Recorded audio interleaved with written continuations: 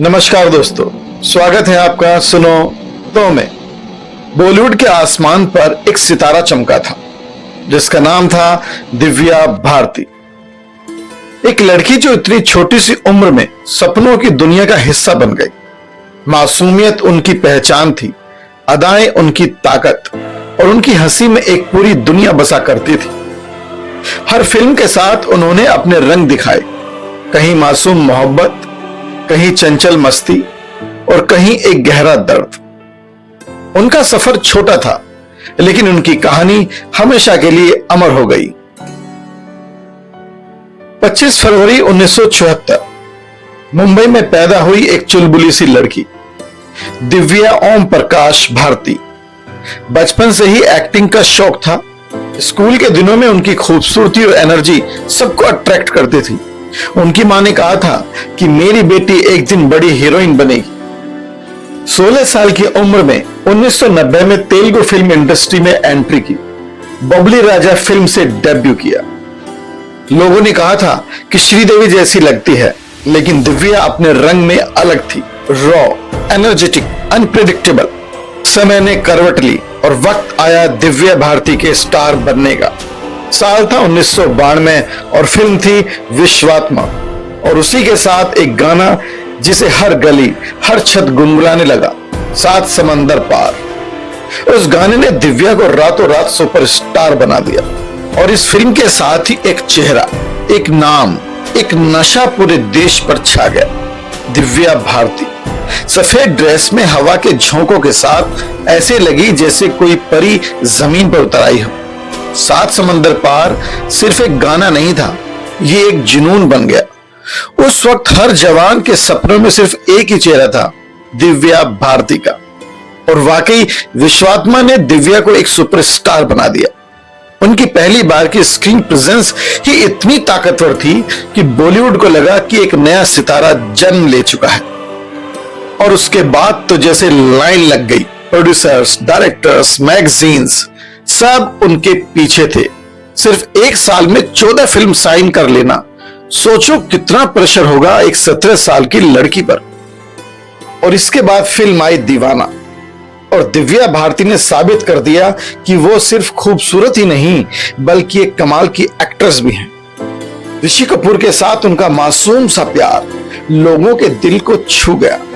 और जब शाहरुख खान स्क्रीन पर आए तो दिव्या के साथ उनकी जोड़ी ने एक नया रंग भर दिया। दीवाना सिर्फ एक फिल्म नहीं थी, ये एक ऐसी कहानी थी जिसमें दिव्या एक लड़की से बढ़कर एक जज्बात बन गई। और उन्होंने साबित किया कि वो हर दिल को दीवाना बनाने आई है। इन दो हिट फिल्मों के बाद इसी साल फिल्म आई शोला और शबनम। उफ, क्या कमाल की फिल्म थी। यहां दिव्या एक चंचल, जिद्दी और मासूम लड़की के रूप में सामने आई। गोविंदा के साथ उनकी जोड़ी एकदम अलग थी। हंसी, शरारत और प्यार का एक अनोखा रंग। उनका हर एक डांस स्टेप, हर एक डायलॉग एक नई एनर्जी लेकर आया। शोला और शबनम ने हमें एक और दिव्या दिखाई जो न सिर्फ प्यारी थी बल्कि एक ऐसी छवि थी जो हमेशा याद रहेगी। वो सिर्फ स्क्रीन की हीरोइन नहीं थी, वो एक एहसास थी जो दिलों में बसती थी। और इन कमाल की फिल्मों के बाद एक और कमाल की फिल्म आई। फिल्म का नाम था दिल का क्या कसूर। यहां दिव्या ने एक अलग ही रूप दिखाया, एक लड़की जो अपने दिल के जज्बात को छुपाकर जीती थी। उनकी आंखों में उदासी थी, पर उस उदासी में भी एक अजीब सी रोशनी थी। उनकी मुस्कान ऐसी थी जैसे दर्द को भी खूबसूरती में बदल दिया हो।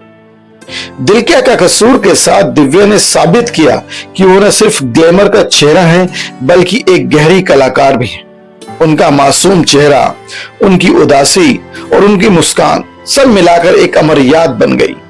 और इस फेम के बीच एक राज छुप गया था। कहते हैं दिव्या भारती की जिंदगी में एक आदमी था, प्रोड्यूसर साजिद नाडियाडवाला। दोनों की मुलाकात एक फिल्म के सेट पर हुई थी। फिर मुलाकात प्यार में बदली और 1992 में दोनों ने छुपकर शादी कर ली। पर दुनिया को यह सच नहीं पता था। दिव्या ने मीडिया के सामने कभी कुछ नहीं कहा। उनका प्यार किसी डायरी के पन्ने की तरह था, बंद लेकिन महसूस होने लायक। जब दुनिया आपको सिर्फ एक आइटम समझने लगे तो जिंदगी एक केज बन जाती है।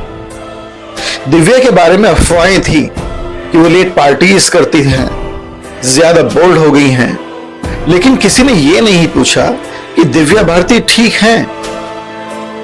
वो सिर्फ 18 साल की थी और हर वक्त स्पॉटलाइट में हर शूट के बाद एक अंधेरा होता था जहां दिव्या भारती अकेली थी।